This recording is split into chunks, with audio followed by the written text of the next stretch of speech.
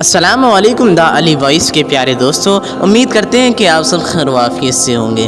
دوستوں، ویڈیو کو شروع کرنے سے پہلے آپ سے گزارش ہے کہ اگر آپ ہمارے چینل پر نئے ہیں تو پلیز ہمارے چینل کو سبسکرائب کریں اور بیل بٹن یعنی گھنٹی کا بٹن دبانا بالکل نہ بھولیں تاکہ ہماری ہر ویڈیو آپ کی خدمت میں بر وقت پہنچتی رہے۔ تو چلیے دوستوں، ویڈیو کو شروع کرتے ہیں۔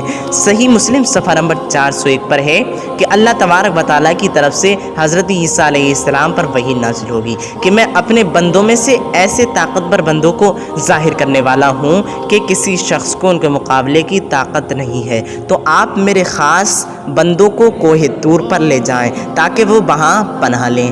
وحی الہی کے نزول کے بعد حضرت عیسیٰ علیہ السلام کوہ طور کے قلعے میں نزول فرما کر سامان جنگ کی تیاری میں مصروف ہو جائیں گے، اور اس دوران یاجوج ماجوج دیوار سکندری توڑ کر باہر آ جائیں گے اور چاروں طرف صرف وہی نظر آئیں گے۔ معلم التنزیل میں ہے کہ ان کے شر سے بچنے کے لیے لوگ قلعوں کا رخ کر لیں گے، جس سے معلوم ہوتا ہے کہ قلعوں میں وہ لوگ نہ گھس سکیں گے۔ اس وجہ سے مضبوط قلعوں کے اندر چھپنے کے علاوہ بچنے کا اور کوئی راستہ نہ ہوگا۔ یہ لوگ قتل و غارت گری سے کسی کو معاف نہ کریں گے۔ یہ لوگ یافت بن نوح علیہ السلام کی اولاد میں سے ہیں۔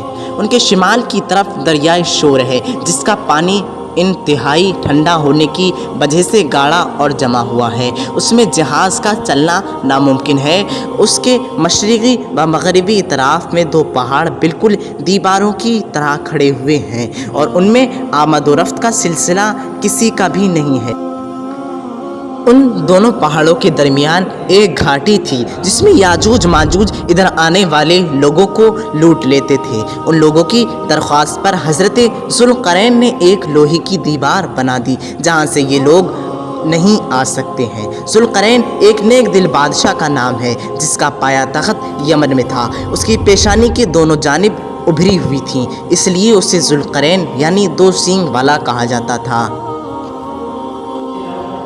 لوگوں نے یاجوج ماجوج کی تکالیف کی شکایت کی تو انہوں نے لوگوں کی حفاظت کے لیے ایسی آہنی دیوار بنا ڈالی جس کی بلندی دونوں پہاڑوں کی چوٹیوں کو چھو رہی تھی اور موٹائی 60 گز ہے۔ یاجوج ماجوج اس دیوار کو کود کر نہیں آ سکتے، سارا دن اسے توڑنے کی بھرپور کوشش کرتے ہیں، مگر رات کو پروردگار پھر اسے ویسا ہی کر دیتا ہے۔ جناب رسالت مآب صلی اللہ تعالیٰ علیہ وسلم کے وقت میں اس میں انتہائی سوراخ ہو گیا تھا کہ جتنا انگوٹھے اور کلمہ شہادت والی انگلی کا حلقہ کرنے سے بنتا ہے، مگر وہ سوراخ ابھی تک اسی قدر ہے۔ جب اللہ کو منظور ہوگا اور ان کے نکلنے کا وقت آئے گا تو یہ دیوار ٹوٹ جائے گی اور وہ وہاں سے نکلیں گے۔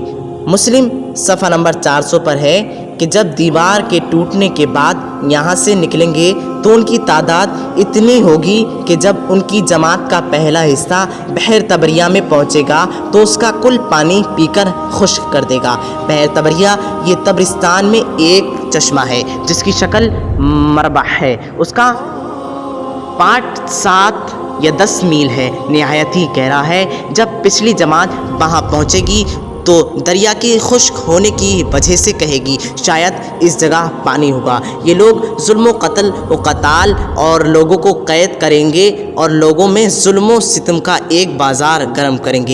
مسلم شریف صفحہ نمبر 400 پر ہے کہ اسی طرح لوگوں کو پریشان کرتے ہوئے جب ملک شام میں آئیں گے تو کہیں گے اب ہم نے زمین والوں کو ختم کر دیا، چلو آسمان والوں کا خاتمہ کر ڈالیں۔ یہ کہہ کر آسمان کی طرف تیر پھینکیں گے، خداوند کریم اس تیر کو خون میں لت پت واپس فرمائے گا۔ یہ دیکھ کر وہ بڑے خوش ہوں گے، اب تو ہمارے سوا کوئی بھی باقی نہ رہا۔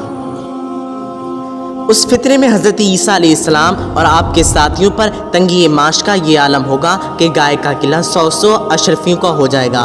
آخر حضرت عیسیٰ علیہ السلام دعا کے لیے کھڑے ہوں گے، آپ کے ساتھی آپ کے پیچھے کھڑے ہو کر آمین کہیں گے۔ اس دعا کی قبولیت کی وجہ سے اللہ تعالیٰ ایک بیماری بھیجے گا، اس بیماری کو عربی میں نخف کہتے ہیں۔ یہ ایک قسم کا دانہ اور پھنسی کی شکل کا ہوگا جو بھیڑ بکری وغیرہ کی ناک اور گردن پہ نکلتا ہے اور طاعون کی طرح تھوڑی دیر میں انسان کو ہلاک کر دے گا۔ ساری کی ساری قوم یاجوج ماجوج ایک ہی رات میں ہلاک ہو جائے گی، جیسے صرف ایک آدمی۔ حضرت عیسیٰ علیہ السلام جو اس وقت اپنے ماننے والے لوگوں کو لے کر ایک قلعے میں محفوظ ہوں گے، جب ان کو ان حالات کا علم ہوگا تو تحقیق کے حال کے لیے چند آدمیوں کو قلعے کے باہر بھیجیں گے اور ان سڑی ہوئی لاشوں سے بہت بری بدبو آتی ہوگی۔ اس مصیبت کو دور کرنے کے لیے حضرت عیسیٰ علیہ السلام بارگاہ خداوندی میں اپنے ساتھیوں کے ساتھ پھر سے دعا کریں گے۔ تب لمبی لمبی گردنوں والے جانور ظاہر ہوں گے اور ان لاشوں میں سے کسی کو کھا لیں گے اور کسی کو جزیروں میں پھینک دیں گے، اور ان کے خون اور زرد رنگ کے پانی سے زمین کو پاک کرنے کے لیے بڑی بابرکت بارش ہوگی جو لگاتار 40 دن تک برسے گی، جس سے کوئی کچا اور پکا مکان اور کوئی خیمہ زمین پر باقی نہ رہے گا۔